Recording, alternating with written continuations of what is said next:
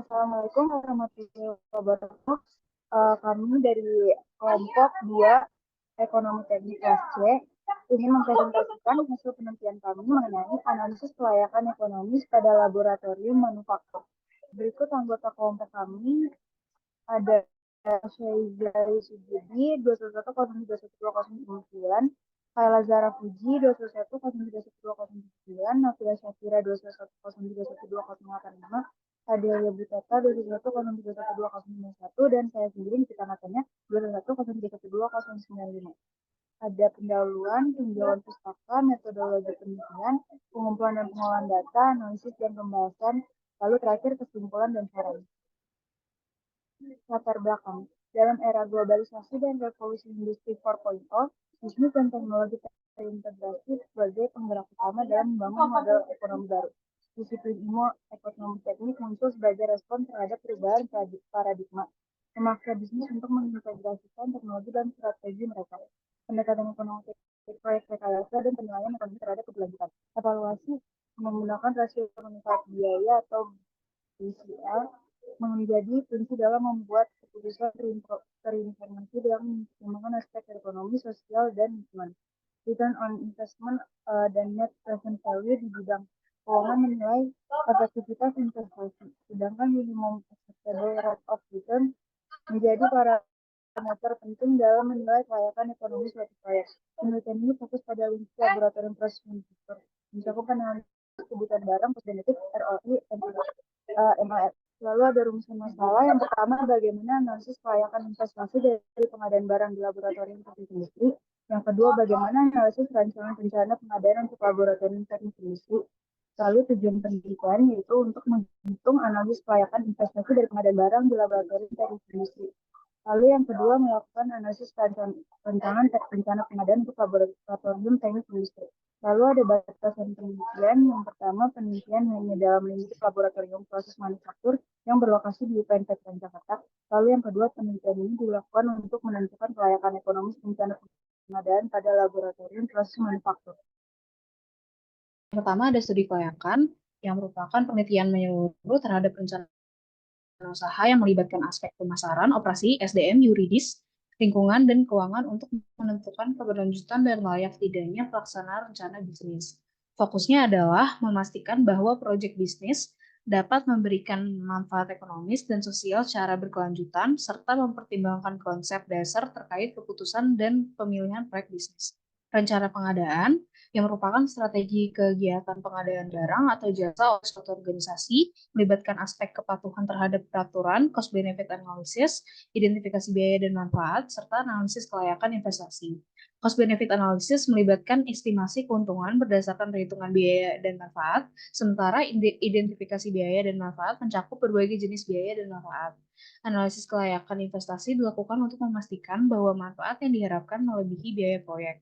Selain itu, rencana pengadaan juga harus memperhatikan kepatuhan terhadap peraturan yang berlaku dalam pengadaan barang dan jasa. Cost Benefit Analysis atau CBA merupakan proses sistematik untuk menilai manfaat dan biaya suatu keputusan dengan menggunakan estimasi kelebihan dan kekurangan alternatif.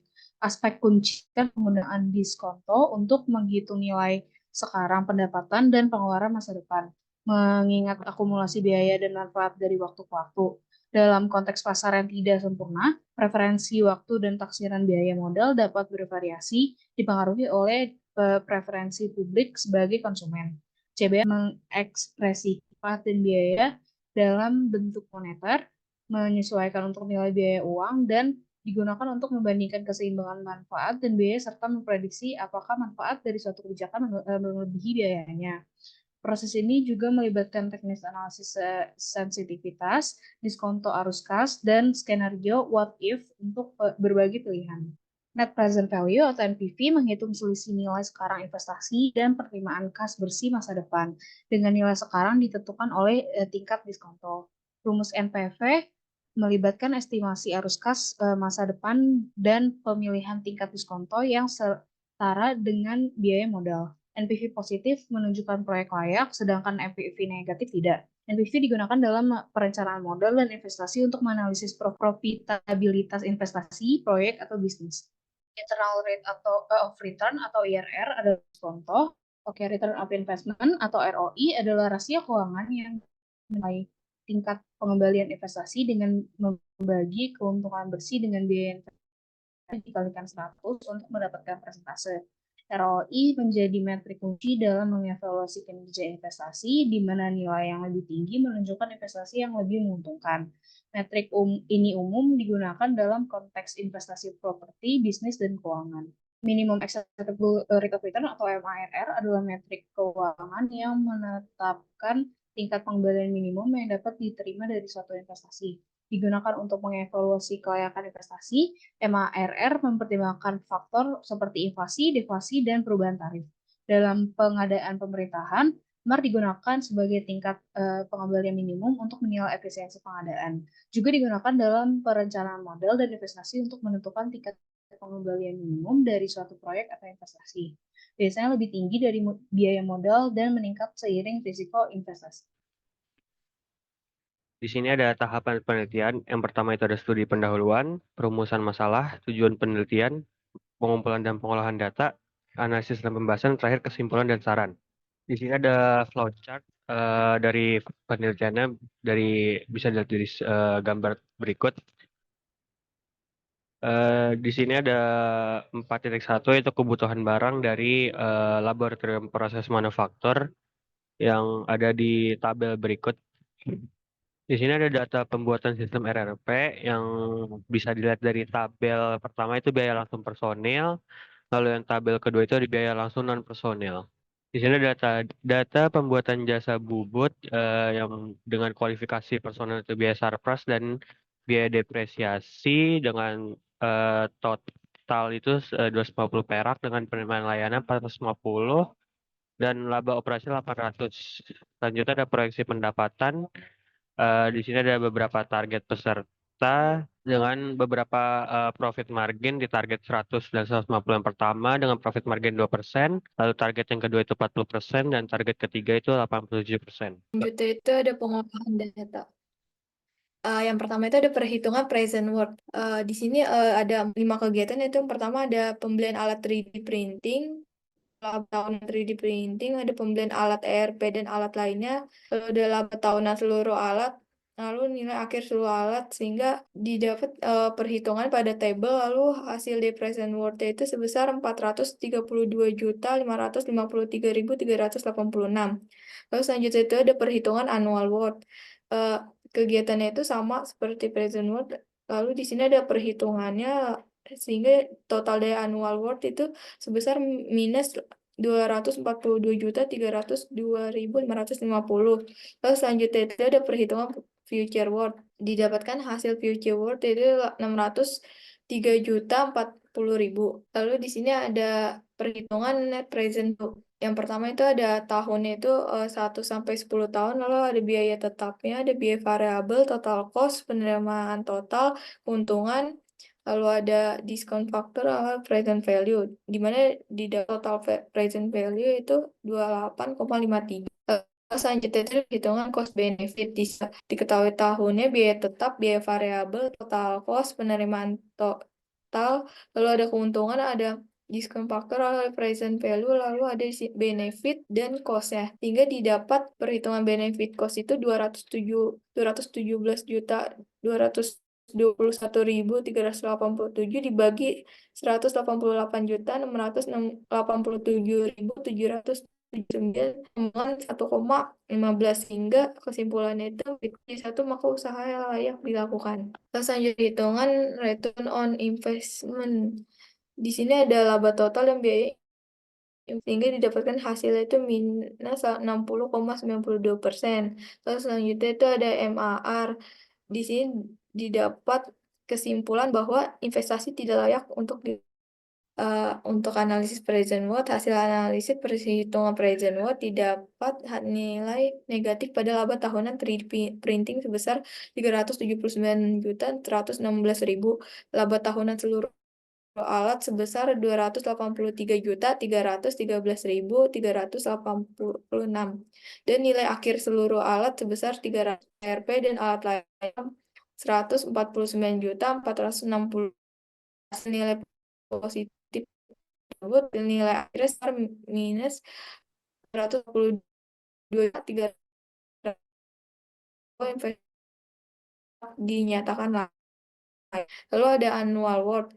Hasil analisis perhitungan annual worth didapatkan nilai negatif pada laba tahunan 3D printing sebesar 90 juta, laba tahunan seluruh alat sebesar 90 juta, dan nilai akhir sebesar 48.177.450. Terdapat pembelian alat ERP dan alat lainnya sebesar 35.480.000. Dari hasil nilai positif dan negatif tersebut, hasil nilai akhirnya sebesar 48.177.450 dengan annual worth sebesar minus 242.302.550, menandakan bahwa investasi tidak layak. Oke, selanjutnya masuk ke analisis perhitungan future worth. Hasil analisis perhitungan future worth terdapat nilai negatif pada laba tahunan 3D printing sebesar 507 juta 339.000. Laba tahunan seluruh alat sebesar 507.339.000 dan nilai akhir seluruh alat sebesar 635 juta. Terdapat pembelian alat ERP dan alat lainnya sebesar 267.640.000. Dari hasil nilai positif dan negatif tersebut didapatkan hasil nilai akhir sebesar 635 juta dengan future worth sebesar 603.040.000, menandakan bahwa investasi tetap dinyatakan layak. Selanjutnya perhitungan net present value. Dari perhitungan net present value selama 10 tahun dapat disimpulkan bahwa proyek ini menghasilkan nilai tambah sebesar 28.530.000 dengan NPV yang positif dan melebihi nilai 0. Mengindikasikan bahwa keuntungan bersih dari proyek ini dapat menutupi biaya investasi awal dan proyek dianggap layak untuk dikembangkan. Analisis perhitungan cost benefit.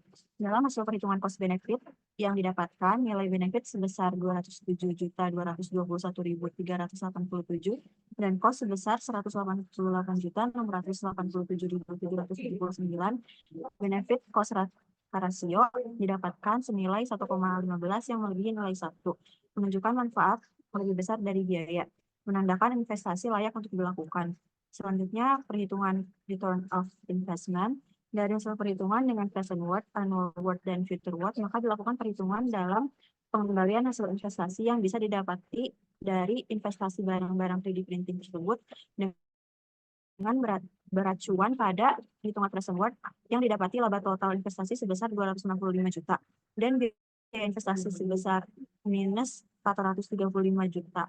Setelah itu, perhitungan menggunakan rumus return of investment dengan hasil investasi tersebut negatif sebesar min 60,92% dari presentasi tersebut didapatkan bahwa terdapat kerugian dalam investasi. Selanjutnya, analisis perhitungan minimum acceptable rate of return. Perbandingan dengan MARR yang ditetapkan di awal proyek yaitu sebesar 6% dan nilai MAR setelah dilakukan perhitungan yaitu sebesar minus 60,92%. Jika dilihat nilai MAR setelah dilakukan perhitungan kurang dari nilai MAR awal proyek, maka dari hal tersebut dapat disimpulkan bahwa investasi tidak layak untuk dilakukan. Kesimpulan yang pertama yaitu analisis kelayakan investasi menunjukkan nilai negatif baik dari present worth, annual worth, ROR, dan MAR, sehingga investasi yang dilakukan tidak layak dan memiliki potensi besar dalam menimbulkan kerugian. Sedangkan hasil analisis kelayakan investasi pada future worth menunjukkan nilai positif, sehingga investasi yang dilakukan layak dan memiliki potensi besar dalam memperoleh keuntungan. Terdapat beberapa aspek pengadaan yang masih diperhatikan seperti aspek finansial, aspek teknis, dan aspek operasional, sehingga ke depannya alat tersebut dapat memiliki nilai ekonomis yang lebih panjang dan dapat memberikan keuntungan. Yang terakhir ada saran untuk penelitian selanjutnya dianalisis aspek lain yang berpengaruh terhadap keputusan investasi selain aspek ekonomi. Yang kedua, penelitian selanjutnya hendaknya melakukan proses pengumpulan data yang lebih baik sehingga data yang didapatkan dapat lebih mencerminkan kondisi yang kelompok kami. Kurang lebih mohon maaf. Assalamualaikum warahmatullahi wabarakatuh.